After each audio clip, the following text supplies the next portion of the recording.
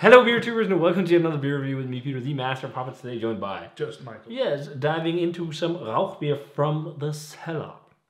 We love Rauchbiers. We are probably the people in the Master of Puppets crew who enjoy Rauchbier the most, I think. Nur Michael. Nur Michael, ja, nur Michael und ich, wir lieben Rauchbier. Es ist das echte, gute Bamberger Geschmack, yeah. Yeah, as you can hear, our German is perfect. Let's go back to English. Yes. So we got the original unfiltered Rauchbier in a vintage variant, or two vintage variants from Schlenkerla. So they've really been doing a lot of release of unfiltered beers. We actually have one coming up soon, the unfiltered version of the Märzen. I haven't tried it yet, but we'll try that soon. We've done the unfiltered Helles, which was mind-blowingly crazy good. Yeah. They've done unfiltered Aecht for quite a few years. Now also unfiltered Urbach. So they're doing quite a few of these unfiltered variations, which is really cool. A lot of them has had a bit more character to them, interestingly enough. But the original one was Fastenbier, made for Lent. It's a Rauchbier where they don't use 100% of their own smoked malt. They also have some lighter malts, probably Pilsner or something in here. And then it's left unfiltered and lagered for 2 months before release, which is awesome. I mean, that's dedication. They use hops from the Hallertau region and the Spalt region, so it's probably Spalt or Spalt Select and some kind of, Mittelfrüh or Haspelker or something like that. So we got a 2021 vintage and we got a 17 vintage. And you can often find these older vintage Schlenkerla beers on their web shop, and you can always recognize them because they get a little paper crown. And we've done this before. We did it with Aecht, which was really fun. Yeah. So this is also going to be fun. So I actually think we should start with the oldest first, just because our experience is that the smoke fades away. It fades away, yeah. Fades away, comes back, fades away. It's like a weird curve. Yeah. So should we start with the oldest vintage here? Let's do that. This one also actually says on the label that it's supposed to be drunk before December this year. Wow, it's muddy. Yeah. You can see oxygenation. It's not a pretty beer. No, you can see that oxygenation has started to set in too, because it's starting to get a slightly gray hue compared to the fresher vintage. You see? Just lightly. Yeah, I can see that. So that's quite common with beer that you age, even though it's beers that might be suitable for aging. I don't know about this, but yes, this is only the 17 is only 5.5% and the 21 is 5.9. So they're not crazily strong beers, but it's like a muddy brown with a beige head. It's not a beautiful beer. No, but it doesn't need to be. No. Let's check out the aroma. Really fresh, meaty smoke. Yeah, but it also, really. If you ever chew on fresh smoked malt, it smells like that. Like if you ever just have a bag of fresh Weilmann Beechwood smoked malt, it's exactly that. It's like a bready smoke, like really bready. Oh my god, it smells so good. It smells really good. And you can smell that the oxidation has set in a little bit because it, yeah, and then Sinbad.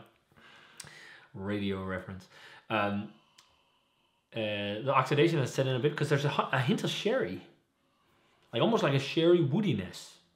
Yeah, I can get the wood, but there's no wood involved. I don't remember how sherry smells.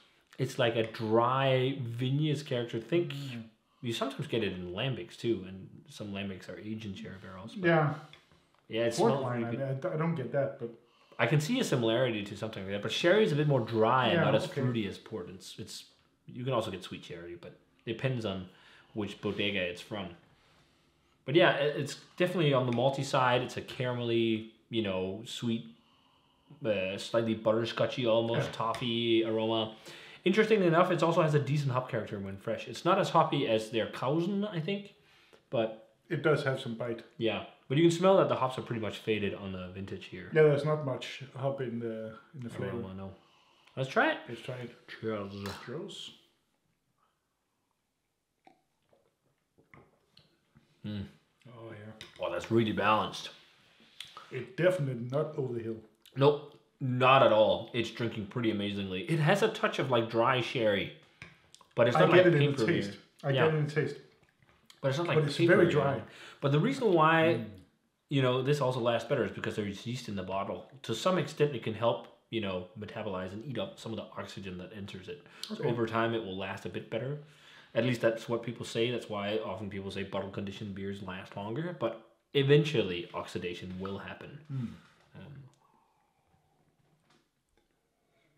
It's really well balanced hop I beer. actually think that you still have a hop bite put on it. Yeah, there is a bitterness Yeah, to it, it like a slight peppery, black pepper bitterness, yeah, or actually. something like that. Exactly. And I think the flavor again is it's not it's definitely meaty, but it's more like eating fresh smoked malt, or just like a smoky bready flavor. There's I think it's not that full on ham or bacon, but I think it's because it's it's not as also sweet as the matching. yeah, and I think it's also because it's not 100% smoked malt. I get some Pilsner vibes too. Perhaps the peppery thing, but I get some Pilsner vibes. Yeah, or maybe a Vienna lager or something like Yeah. that. A slightly darker Yeah, lager beer. perhaps, yeah. It is surprisingly hoppy. I really look forward to trying this one. Yeah. against- Because this has only been aged for a year, and this is also unfiltered. And they put this out around, Easter. yeah, I think it's a little bit before Easter. I think it's Yeah, actually around when we February, have, March. yeah, I think it's around the time when we have Fastelavn. Yeah, That's also, I think actually, that's Lent, February. isn't it? Yeah, I think so. So this is a bit more than a year old. You can see that this is a bit more. Yeah, it's a similar color, but it's more not reddish. Yeah, it's not as muddy looking. Yeah. I mean, it looks like oxidation hasn't really set in here. But otherwise, a very similar color. Yeah. Let's check out the aroma. Yeah, so it's interesting. I think this is even more bready. And this is not as smoky. Is it? But it's also, it fools your senses because you just started with something that seems quite smoky, and then you get used to it as well. I think if you definitely more smoke in the old one. Yeah, I think I'd agree. Wow. But this one has more of a fresh, vibrant malt character. Fresh pepper or something Yeah. in the smell.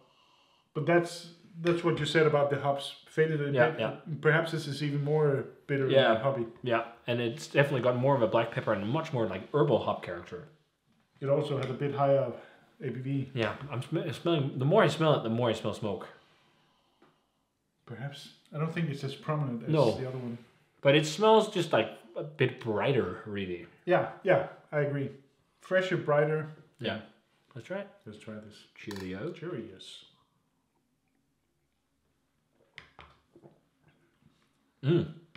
Much brighter. Much more caramelly, fudgy. And again, not as smoky. Yeah, much more hoppy. Yeah, I totally agree. It's interesting with Yeah. the smoke. Because It's why last time was different, it was completely different. but that wasn't the What same the beer. hell? No. That just shows what aging does with Rauchbier. It's a really fun styles of age because Now it's you can so taste the oxidation more when you compare it to this one, I think. Yeah, you definitely. It's got much more sherry when you jump over to this. This is more like fresh, vibrant, like toffee, malty, Vienna malt, Munich malt type flavor. I actually think they both can do something. They're very different, but I actually think they're both really good. Yeah, In really both nice. their own way. Super clean beers. Yeah. Really, really nicely lagered. No off flavors. I've had a couple batches of once in a while from Schlenkerla in bottles where they've been slightly metallic, and I think it might have just been by accident, like a slightly corroded cap or something like that. Because that could sometimes be it. It's super rare that I've experienced it.